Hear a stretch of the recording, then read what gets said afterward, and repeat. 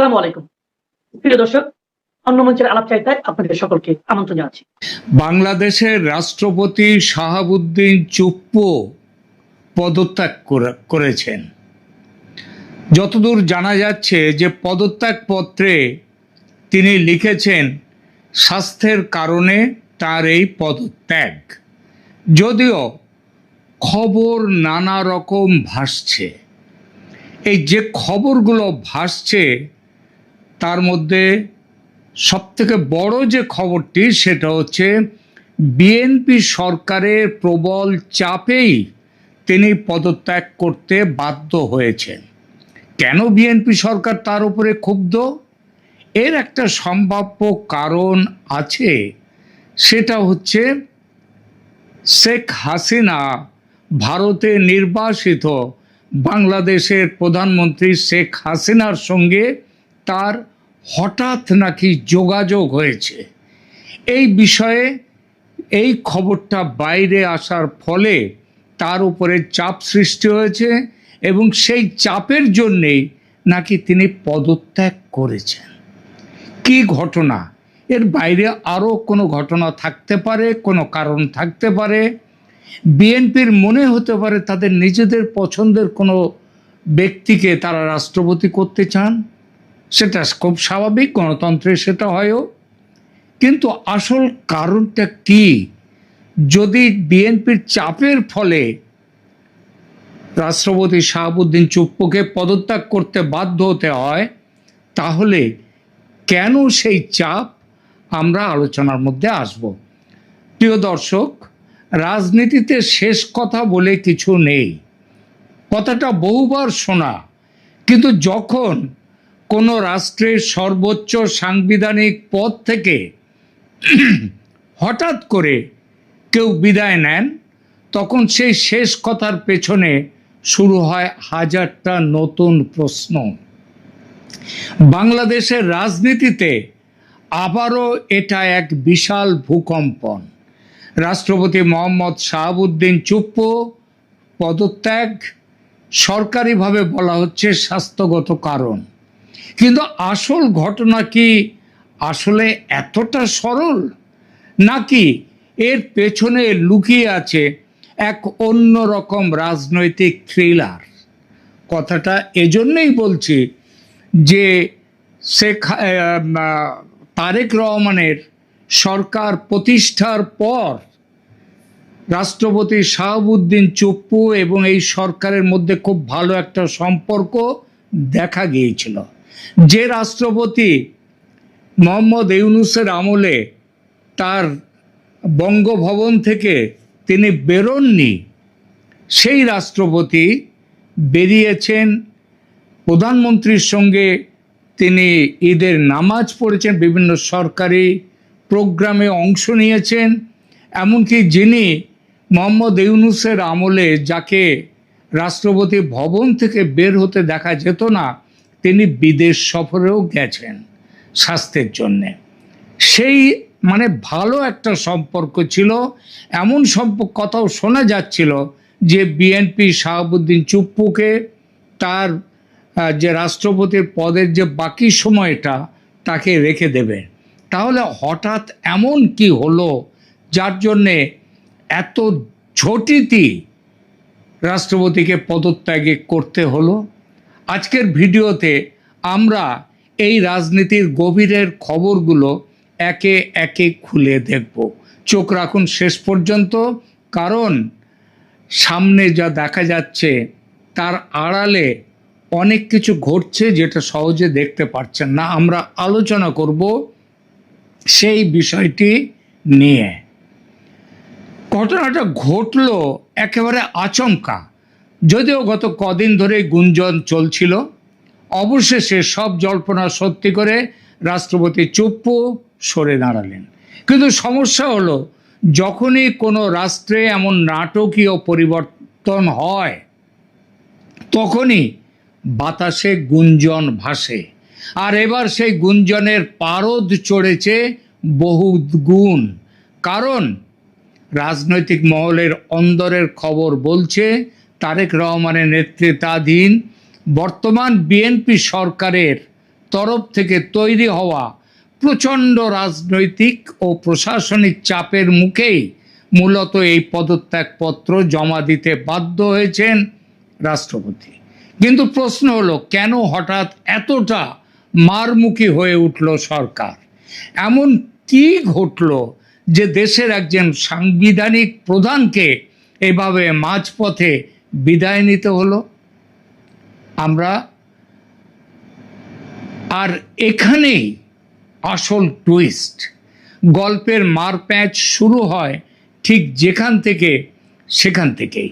জানা যাচ্ছে রাষ্ট্রপতি সাহেব কয়েকদিন আগে চিকিৎসার জন্য বিদেশ সফরে গিয়েছিলেন, আর সেই বিদেশ সফরে গিয়ে তিনি এক মারাত্মক অপরাধ করে ফেলেছিলেন। কি সেই অপরাধ? গোপন সূত্রে খবর, রাষ্ট্রপতি মহোদয় নাকি বিদেশে বসেই টেলিফোনে কথা বলেছেন সাবেক প্রধানমন্ত্রী, যিনি বর্তমানে দেশবাসীর চোখের আড়ালে নির্বাসনে রয়েছেন ভারতে। সেই শেখ হাসিনার বর্তমান সরকারের সঙ্গে তার কথা হয়েছে। ব্যাস, এই একটা ফোনালাপি যেন বর্তমান সরকারের, তারেক রহমান সরকারের গায়ে আগুন ধরিয়ে দিয়েছে। বর্তমান প্রশাসনের সোজা হিসেব, শেখ হাসিনা তো আনুষ্ঠানিকভাবে নিজের পদত্যাগ বা ক্ষমতা থেকে চলে যাওয়া নিয়ে বহু প্রশ্ন তুলেছেন, এবং তার দল ও তিনি, শেখ হাসিনা, বিষয়টিকে এখনো বৈধ বলে দাবি করেন এবং বলেন যে বাংলাদেশের বৈধ প্রধানমন্ত্রী এখনো তিনি। এমত অবস্থায় দেশের রাষ্ট্রপতি যদি সেই সাবেক নেত্রীর সঙ্গে গোপন আলাপে লিপ্ত হন, তবে তো কেল্লা ফতে, সরকার মারাত্মক আশঙ্কায় পড়ে গেল। দেখুন, আশঙ্কা যে সবসময় বাস্তবে থাকে তা নয়। আশঙ্কার জন্ম মনের মধ্যে, এবং সরকারের মধ্যে মনে যদি সেই প্রশ্নটা এসে যায়, সেই আশঙ্কা যদি এসে যায়, তাহলে সেটা অবাস্তব, মানে আশঙ্কা হতে পারে না এমন কথা হয় না। এখন আমাদের বড় প্রশ্ন হলো, এই আশঙ্কার কি আসলে কোনো ভিত্তি ছিল বা আছে, নাকি সরকার নিছক আতঙ্কে ভুগে এই সিদ্ধান্তটা নিল যে রাষ্ট্রপতিকে চলে যেতে হবে? আইনি বিশ্লেষকরা বলছেন আশঙ্কা অমূলক নয়, অমূলক ছিল না, তার ভিত্তি ছিল।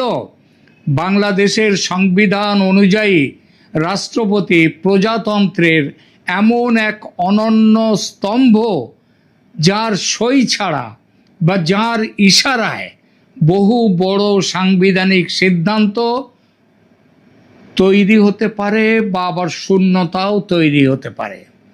সরকারের শীর্ষ মহলের ভেতরে একটা চরম ভীতি কাজ করতে শুরু করেছে যে রাষ্ট্রপতি শাহাবুদ্দিন চুপ্পু যদি সুযোগ বুঝে বা সাবেক প্রধানমন্ত্রীর সঙ্গে কোনো অদৃশ্য বোঝাপড়ার মাধ্যমে এমন কোনো সাংবিধানিক প্যাঁচ কষেন যা বর্তমান সরকারের বৈধতাকে চ্যালেঞ্জ করে, তাহলে তো পুরো দেশে এক আইনি গৃহযুদ্ধ বা সাংবিধানিক সংকট শুরু হয়ে যাবে।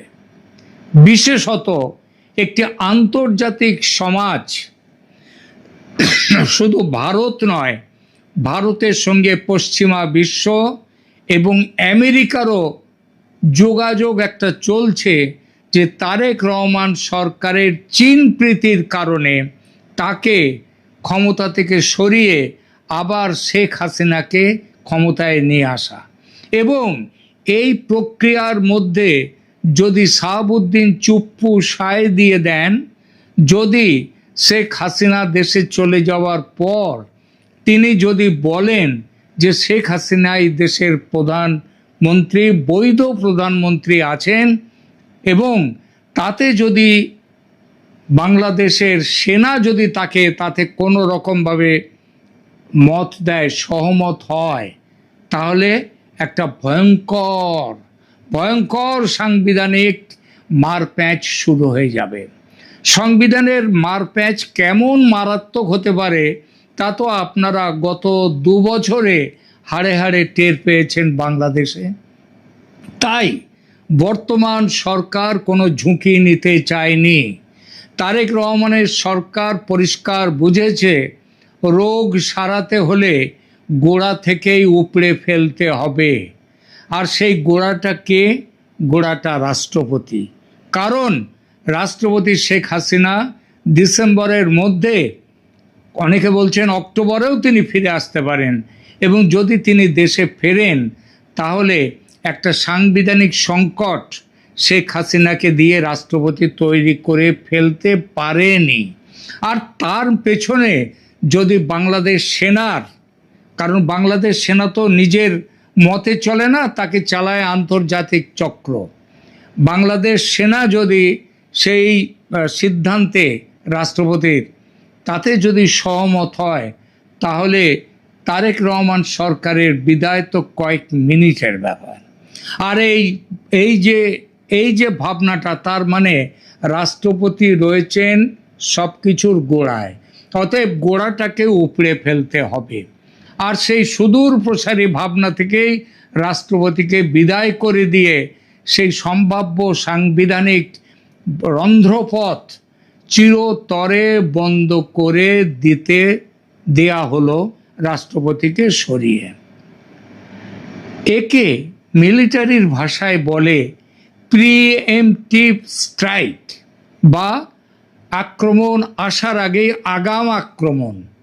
প্রতিপক্ষ কিছু বুঝে ওঠার আগেই নিজের কোণ সুরক্ষিত করে নেয়া।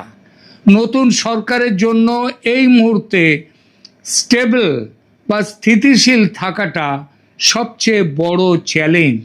সেখানে বঙ্গভবনে বসে যদি কেউ উল্টো রথের যাত্রা শুরু করেন তবে তা সহ্য করার মতো বিলাসিতা এই সরকারের নেই। কারণ এই সরকার তৈরি হয়েছে অনেক কিছু ইফস অ্যান্ড বাটস এবং প্রশ্ন নিয়ে। তাই স্বাস্থ্যগত কারণের লেবেল সাঁটিয়ে কার্যত এক প্রকার বাধ্য করা হলো রাষ্ট্রপতিকে চলে যেতে। তাকে বাধ্য করা হলো পদত্যাগপত্র জমা করতে স্পিকারের কাছে। এর মাধ্যমে সরকার দুটো মেসেজ পরিষ্কার করে দিল। এক, ক্ষমতার কেন্দ্রে এখন ছক কাটার দিন শেষ। দুই, কোনো সাংবিধানিক ফাঁকফোকর দিয়ে পুরনো লবিকে বা শেখ হাসিনাকে আর কামড় বসাতে দেয়া হবে না। তাহলে দিনের শেষে কি দাঁড়ালো? শাহাবুদ্দিন চুপ্পুর এই বিদায় কেবল একজন ব্যক্তির পদত্যাগ নয়, এটি ক্ষমতার নতুন সমীকরণে এক মহা অভিযানের অংশ। শেখ হাসিনাকে কেন্দ্র করে তৈরি হওয়া সেই অদৃশ্য সাংবিধানিক ভূতকে এইভাবেই ঘাড় থেকে ঝেড়ে ফেলল বর্তমান প্রশাসন। প্রিয় দর্শক, আপনাদের কি মনে হয় রাষ্ট্রপতির এই পদত্যাগ কি কেবলই এক স্বাভাবিক প্রশাসনিক বদল, নাকি এর পেছনে লুকিয়ে আছে আরও বড় কোনো রাজনৈতিক চাল? কমেন্ট বক্সে আপনাদের মূল্যবান মতামত জানান। ভিডিওটি ভালো লাগলে লাইক করুন আর সাবস্ক্রাইব করুন ক্যালকাটা ডায়ালগস। কারণ আমরা শুধু খবর দেখাই না, খবরের ভেতরের খবরটা খুঁজে বার করি। ধন্যবাদ। বাংলাদেশের 22তম রাষ্ট্রপতি মোহাম্মদ শাহাবুদ্দিনের পদত্যাগের ডামাডোলের মধ্যে 24শে জুলাই একটি খবর গুরুত্ব পায়নি। সেটি হলো ঢাকার মতিঝিলে মেট্রো রেল স্টেশনের নিচ থেকে ছাতার মধ্যে থাকা একটি শক্তিশালী আইইডি বোমা উদ্ধার করা হয়। এতটাই শক্তিশালী যে বিশেষ সতর্কতা নিয়ে বোমাটি নিষ্ক্রিয়করণের সময় একজন পথচারীর গায়ে স্প্লিন্টার লেগেছে। উদ্ধার হওয়া বোমাটির ধরন, এর বিস্ফোরণ ক্ষমতা ও শক্তির কথা আঁচ করতে পেরে আইন শৃঙ্খলা বাহিনীর সংশ্লিষ্টদের মধ্যে বেশ চাঞ্চল্য দেখা দিয়েছে। কারণ বোমাটি শক্তিশালী আইইডি বোমা, যাকে বলা হয় ইম্প্রোভাইজড এক্সপ্লোসিভ ডিভাইস। বোমায় ব্যবহৃত সরঞ্জাম দেখে নিশ্চিত হওয়া গেছে এটি বাংলাদেশি বানানো। পুলিশ ও বিস্ফোরক বিশেষজ্ঞদের ধারণা, দেশীয় প্রযুক্তি ও সরঞ্জাম ব্যবহার করে সূক্ষ্মভাবে এমন ইম্প্রোভাইজড বোমা বাংলাদেশে এর আগে পাওয়া যায়নি। পুলিশের ঊর্ধ্বতন কর্মকর্তারাও বলছেন শক্তিশালী এই বোমাটি রাখা হয়েছিল সনাতন ধর্মাবলম্বীদের উল্টো রথযাত্রার পথে, যে কারণে ভয়াবহ একটি সন্ত্রাসী হামলা থেকে ভাগ্যের জোরে বাঁচা গেছে। তবে আইন শৃঙ্খলা বাহিনীর কাছে এখন বড় প্রশ্ন হলো, এমন নিখুঁতভাবে ইম্প্রোভাইজড বোমা বাংলাদেশে কারা বানালো, তাদের উদ্দেশ্য কি? আইন শৃঙ্খলা বাহিনীর সূত্রগুলো বলছে, ভারতের বিচ্ছিন্নতাবাদী গ্রুপ মাওবাদীরা, পাকিস্তানের টিটিপি, আইএস, মিয়ানমারের বিদ্রোহী গোষ্ঠীগুলো এবং নাইজেরিয়ার কিছু সন্ত্রাসী গ্রুপ এই ধরনের আইইডি বোমা পুলিশ ও সেনাবাহিনীর সদস্যদের উপর হামলা চালানোর ক্ষেত্রে ব্যবহার করে। বিস্ফোরক বিশেষজ্ঞরা বলছেন, বোমাটিতে যে ধরনের সরঞ্জাম ব্যবহৃত হয়েছে একই ধরনের বিস্ফোরক ও সরঞ্জাম সবশেষ ঢাকার দুটি মাদ্রাসা এবং মিয়ানমার ও সিলেট সীমান্ত থেকে গত কয়েক মাসে উদ্ধার হয়েছে। ঠিক কোন উদ্দেশ্যে আইইডি বোমাটি মেট্রো স্টেশনের নিচে রাখা হয়েছিল এবং কারা রেখেছিল, আর তাদের পরের পরিকল্পনা কি, এসবই এখন তদন্ত সংস্থাগুলোর বড় মাথা ব্যথার বিষয়। বিস্তারিত জানতে চলুন যাওয়া যাক বিশ্লেষণে। 24শে জুলাই যখন বাংলাদেশের সংবাদ মাধ্যম আর নেট দুনিয়া দেশটির রাষ্ট্রপতির পদত্যাগ নিয়ে সরগরম, সেদিন সন্ধ্যায় রাজধানীর মতিঝিলে মেট্রো স্টেশনের কাছে একটি ছাতার ভেতর থেকে ইম্প্রোভাইজড এক্সপ্লোসিভ ডিভাইস বা আইইডি বোমা পাওয়া গেছে। প্রথমে বাংলাদেশের কয়েকটি সংবাদ মাধ্যমের খবরে বলা হয়েছিল এটি ছিল ককটেল। bdnews24.com এর 24শে জুলাইয়ের খবরে ডিএমপির মতিঝিল জোনের সহকারী কমিশনার হোসেন মোহাম্মদ ফারাবির বরাত দিয়ে বলা হয়েছিল, মতিঝিল মেট্রো রেল স্টেশনের নিচে একটি পরিত্যক্ত ছাতার মধ্যে ককটেল পাওয়া যায়। পরে অবশ্য ডিএমপির পক্ষ থেকে বলা হয় এটি সাধারণ কোনো হাত বোমা বা ককটেল নয়, বরং এটি ইম্প্রোভাইজড এক্সপ্লোসিভ ডিভাইস বা আইইডি বোমা। চ্যানেল 24 এর সম্প্রচারিত একটি ভিডিওতে দেখা যায় মেট্রো রেল স্টেশনের দায়িত্বে থাকা একজন আনসার সদস্যকে এক ব্যক্তি জানায় ছাতার মধ্যে লাইট জ্বলছে। ওই আনসার ছাতাটি হাতে নিলে তার কাছে মনে হয় ছাতাটির ওজন স্বাভাবিকের চেয়ে বেশি। তখন তিনি পাশে দায়িত্বরত পুলিশ সদস্যদের বিষয়টি জানান। পরে ঢাকা মেট্রোপলিটন পুলিশের বোম ডিসপোজাল ইউনিট ঘটনাস্থলে গিয়ে বোমাটির বিস্ফোরণ ঘটায়। এই ঘটনায় পুলিশের পক্ষ থেকে মতিঝিল থানায় এসআই মির্জা মোহাম্মদ মুক্তা বাদী হয়ে বিস্ফোরক দ্রব্য আইনে অজ্ঞাত ব্যক্তিদের আসামি করে একটি মামলা দায়ের করেছেন। এই এজাহার থেকে বেরিয়ে এসেছে একটি ভয়ঙ্কর তথ্য। এজাহারে ঘটনার বিবরণীতে গিয়ে লেখা হয়েছে, বোমাটি পাতা হয়েছিল সনাতন ধর্মাবলম্বীদের উল্টো রথযাত্রার পথে। রথযাত্রার শোভাযাত্রাটি যখন এই বোমা পাতা পথ পার হয়ে যাচ্ছিল তখন পুলিশ সেটি ঘিরে রেখেছিল, আর শোভাযাত্রায় অংশ নেওয়া মানুষদের উদ্দেশ্যে পুলিশ তখন বলেছিল ওইখানে শর্ট সার্কিট হয়েছে। মামলার এজাহারে বলা হয়েছে, মামলার বাদী উল্টো রথযাত্রার নিরাপত্তায় হোন্ডা মোবাইল কল সাইনে ডিউটিতে নিয়োজিত ছিলেন। উল্টো রথযাত্রার শোভাযাত্রাটির রুট ছিল ঢাকেশ্বরী মন্দির থেকে শুরু হয়ে মতিঝিল শাপলা চত্বর হয়ে স্বামীবাগ আশ্রম পর্যন্ত। সন্ধ্যার দিকে ট্রাফিক বিভাগ থেকে ডিএমপির কন্ট্রোল রুমে সেখানে একটি বোমা সদৃশ বস্তু পাওয়ার কথা জানানো হয়। একটি ছাতার মধ্যে রাখা ওই বোমায় মিটমিট করে আলো জ্বলার কথা বলা হয়। এরপর খবর পেয়ে ঊর্ধ্বতনদের নির্দেশে এসআই মুক্তা ও তার সহকর্মীরা 6:20 মতিঝিল মেট্রো স্টেশনের জেনারেটর রুমের পাশে উপস্থিত ছাতা বোমা পাওয়ার জায়গাটি ঘিরে রাখেন। সেখানে রথযাত্রার মিছিল উপস্থিত হলে পুলিশ সদস্যরা তাদেরকে শর্ট সার্কিট হয়েছে বলে জায়গাটি পাশ কাটিয়ে যাওয়ার অনুরোধ করেন। এরপর মিছিলটি শাপলা চত্বর হয়ে স্বামীবাগ আশ্রমের দিকে চলে যায়।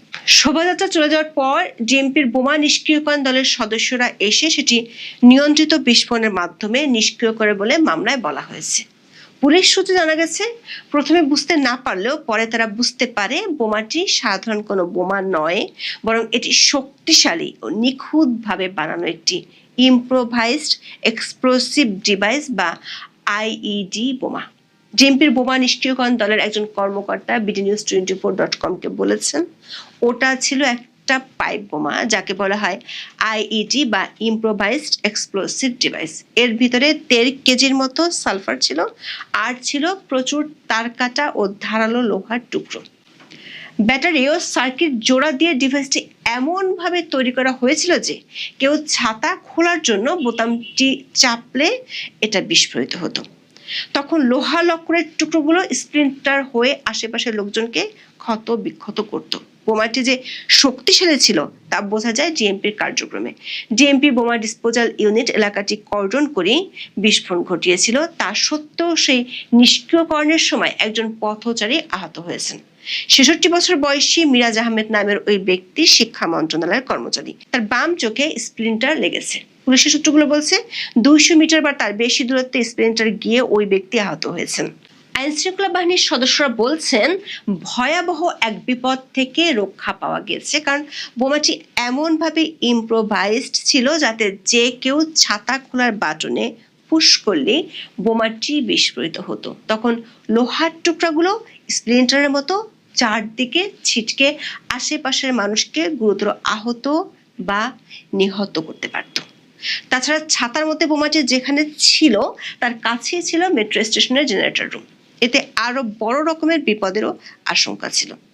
পুলিশ কর্মকর্তাদের ভাষ্য, উল্টো রথযাত্রাকে টার্গেট করে সেখানে বোমাটি পাতা হয়েছিল বলে তারা ধারণা করছেন। সেটি আগেই শনাক্ত করতে পারে বড় বিপর্যয় এড়ানো গেছে। মামলার এজাহারে উল্লেখ করা হয়েছে সরকারের ভাবমূর্তি বিনষ্ট করতে পূর্ব পরিকল্পিতভাবে বোমা বিস্ফোরণ ঘটিয়ে জনগণের জীবন বিপন্ন করার লক্ষ্যে বোমাটি সেখানে পাতা হয়েছিল। এখানে দুটো প্রশ্ন উঠে আসে। এক, এই ধরনের আইইডি বোমা আসলে কতটা শক্তিশালী? আর দুই, বাংলাদেশে এমন বোমা কারা বানায়? বিস্ফোরক অধিদপ্তরের একজন কর্মকর্তা বলেছেন, মামলার এজাহারে যেসব আলামতের কথা পুলিশ উল্লেখ করেছে সেগুলো দেখে বোঝা যায় বোমাটি বাংলাদেশি বানানো। কারণ মামলার এজাহারে সানলাইট ব্যাটারির মতো কিছু দেশীয় সামগ্রীর কথা উল্লেখ আছে। ঘটনাস্থল থেকে বোমার আলামত হিসেবে জিআই পাইপের খণ্ডিত অংশ, ব্যাটারি, বিয়ারিং এর বল পাওয়ার কথা মামলায় উল্লেখ করেছে পুলিশ। বিস্ফোরক অধিদপ্তরের কর্মকর্তারা বলছেন, উদ্ধারকৃত ডিভাইসে পাওয়া ১.৫ কেজি সালফার পাইপের দুই প্রান্ত পেঁচানো ক্যাপ বা শক্ত সিমিং দিয়ে বন্ধ ছিল। সে কারণে ছাতার বাটনে পুশ করলে এটি যখন বিস্ফোরিত হতো তখন প্রচন্ড বেগে চূর্ণ বিচূর্ণ হয়ে শত শত ধারালো স্প্লিন্টারে পরিণত হতো। আর এই ধরনের ইম্প্রোভাইজড বোমায় অসংখ্য ছোট ছোট বেয়ারিং এর বল ব্যবহার করা হয়, যেগুলো বিস্ফোরণের সময় বুলেটের মতো কাজ করে। তাছাড়া স্বাভাবিক বিস্ফোরণ ঘটলে মেট্রো স্টেশনের কাজগুলো এতটা ক্ষতিগ্রস্ত হতো যে সেগুলো তখন স্প্লিন্টার হিসেবে কাজ করত। একাধিক সংস্থার কর্মকর্তারা বলছেন, বাংলাদেশে এই ধরনের সূক্ষ্মভাবে আইইডি বোমার ব্যবহার আগে দেখা যায়নি। সিআইডির কর্মকর্তারা বলছেন, এর আগে ৩ বার আইইডি বোমার নজির তারা পেয়েছেন। প্রথমে ২০০৫ সালের ১৭ই আগস্ট সারা দেশের ৬৩টি জেলায় একযোগে ৪৫০ স্থানে সিরিজ বোমা হামলা চালিয়েছিল জামাতুল মুজাহিদিন বাংলাদেশ বা জেএমবি। তবে সেগুলো ছিল মূলত কম ঘনত্বের সাধারণ টাইম ডিটোনেটিং ডিভাইস। এরপর ২০১৬ সালে হলি আর্টিজান হামলার পর সেখানে ৯০ জেএমবি বা আইএস সমর্থিত গোষ্ঠীগুলো জিআই পাইপ, বৈদ্যুতিক ইগনেটর এবং ক্ষুদ্র ধাতব বিয়ারিং বলের কার্যকর সমন্বয়ে পাইপ বোমা বানাতে শুরু করে। ২০২১ সালে নারায়ণগঞ্জের সাইনবোর্ড, গুলিস্তান এবং বিভিন্ন পুলিশ বক্সে সব হামলা চালানো হয়েছিল। সেখানেও আইইডি বোমা ব্যবহার করা হয়েছিল, কিন্তু মতিঝিলের আইইডি বোমাটি একেবারেই ভিন্ন কৌশলে বানানো। বিশেষজ্ঞরা বলছেন, ভারতের মাওবাদী, মিয়ানমারের পিপলস ডিফেন্স ফোর্স ও আরাকান আর্মি, পাকিস্তানের টিটিপির মতো সশস্ত্র গোষ্ঠীগুলো এই ধরনের বোমা হামলা চালিয়ে থাকে।